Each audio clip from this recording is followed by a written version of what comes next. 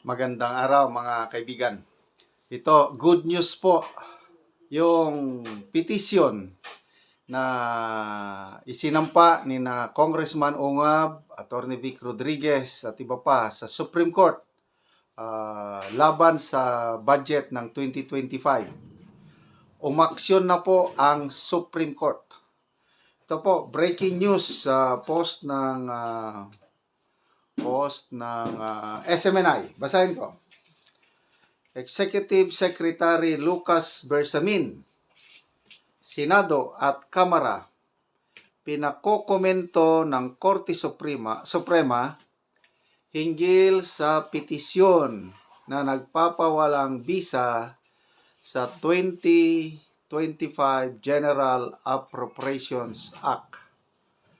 Ayon sa mga petitioner na sina Vic Rodriguez, Isidro Ongab at iba pa, unconstitutional ang pinasang pambansang pundo dahil sa mga blank items na nakapaloob sa bicameral committee report sa General Appropriations Bill. So, report ito ni Margot Gonzales. Ito, basahin ko yung press release ng Supreme Court, Office of the Spokesperson, February 4, 2025. Medyo maliliit yung letra. Tingnan ko kung mabasa ko ba. Ito, press release, press briefer. The Supreme Court in bank during its session today, February 4, 2025, acted on the petition for certiorari and prohibition in GR number 277975, Victor D. Rodriguez, Isidro T. Ongab, Rogelio A. Mendoza et al. To House of Representatives as represented by Speaker Ferdinand Martin Romualdez, Senate as represented by Senate President Francis Escudero and Executive Secretary Lucas Bersamin. Victor D. Rodriguez and several others are challenging the constitutionality of Republic Act number 12116 or the General Appropriations Act of Fiscal Year 2025. Petitioners argue that the GAA is unconstitutional for failing to allocate mandatory funding for PhilHealth, unlawfully increasing appropriations beyond the President's recommendations, and allocating the highest budget to infrastructure over education. They add that the GAA is unconstitutional since the bicameral committee report on the General Appropriations Bill contained blank items. The Supreme Court directed, ito na yung order, ito na yung action. The Supreme Court directed respondents, House of Representatives, Senate, and Executive Secretary Lucas Bersamin to comment on the petition within a non-extendable period of 10 days from receipt of notice. A copy of the available pleadings may be accessed at the public pleadings section of the Supreme Court website. Okay, so ito po, good news. Mabilis po ang aksyon ng Supreme Court. Hindi tulad nung 2024, may petition. I think pinangunahan noon ni Senator Coco Pimentel at iba pa. Nagsampa sila ng petition sa Supreme Court na ganon din, hinihiling na i-declare unconstitutional ang 2024 national budget. Kailang hindi as far as I remember, correct me if I'm wrong. walang ganitong aksyon, walang ganitong kabilis. Kailan lang ba na-file yung petition? I think last week of January.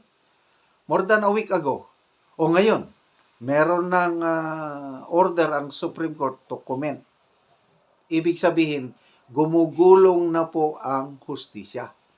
Nako, may natataranta na dyan. Meron nang nag-iisip na i-shut down ang government. At kung ano-ano pa. Naisip nila na destabilisasyon daw ito.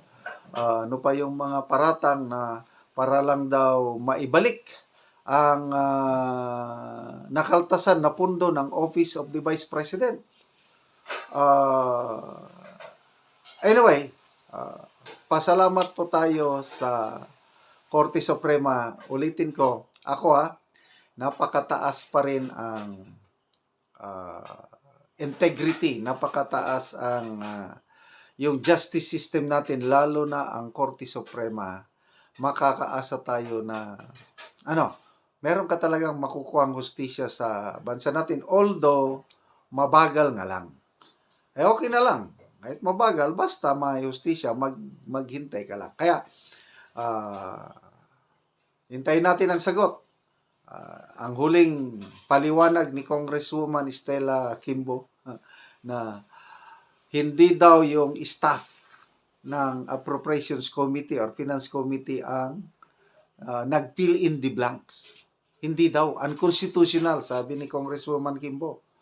Ang tanong, sinong nag-fill up? Wala. Hindi nila masagot-sagot sino ang nag-fill up. Kaya ito ngayon, mabuti at umaksyon na ang Supreme Court, malalaman na natin na magpasalamat tayo kay Attorney Vic dahil mapansin nyo sa Attorney Vic, araw-araw nagla-live siya sa kanyang Facebook page o sa kanyang YouTube channel, yung Third Floor Studio. Na-update tayo palagi. Salamat, Attorney Vic Rodriguez. Okay, mga kaibigan, salamat po sa inyong palaging panonood sa ating channel. Nagkakaroon tayo ng sweldo sa channel na ito. Ginagamit natin sa pagtulong sa Tribong Talantig sa Bukidnon. Ngayong araw na ito, nagpa-deliver tayo ng yero at pako sa bundok sa Bukidnon para yung mga sira-sirang bahay ng Talandig mapaayos nila or makapagpatayo ng bahay yung walang bahay na nakikitira lang sa kanilang mga magulang. Kaya salamat sa inyong tulong. Panoorin nyo ang video na ito.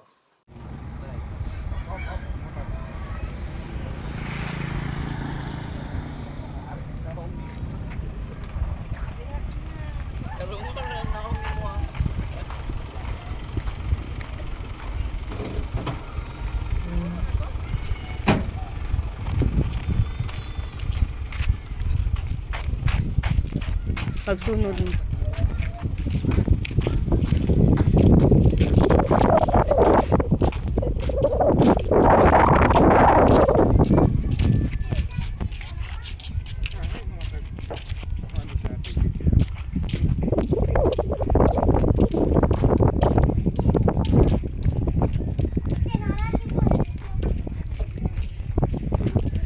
Manan siya ang ibalay ni nanay.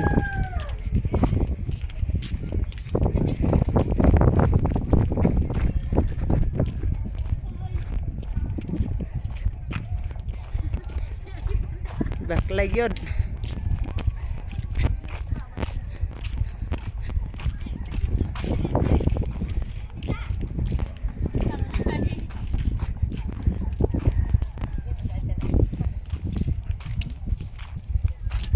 Ipatindog dayon. Abot na gyud imong sinay.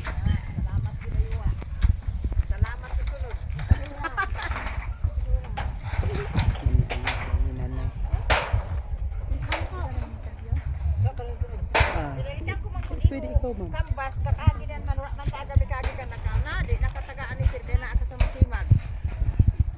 Gabalay. Kaninong bahay nga ito? Kaninong bahay? Ano pangalan mo, ate?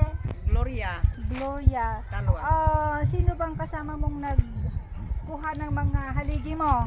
Na, kung anak, si Aljen. Yung anak ko daw yung kasama niya. Yung mister niyo po, nasaan siya? Na, namatay na dugay na kayo ba? 33 na katuig pagkamatay sa kumbana. Balo po daw siya. 33 years na po nawala na yung mister po niya. So, ito po ang kanyang bahay. Temporary lang po yung trapal na nilagay po niya.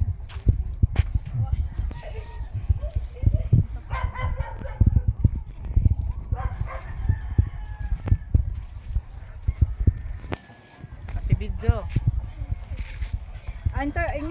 Kuan ha, magpasalamat dayon ka sa kuan ha.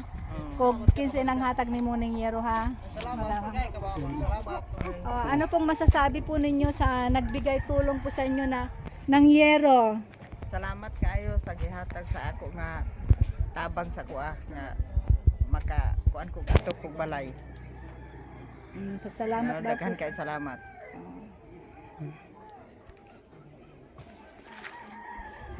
So, ano ta? Mm. Apo yan ka magulang nga bata ki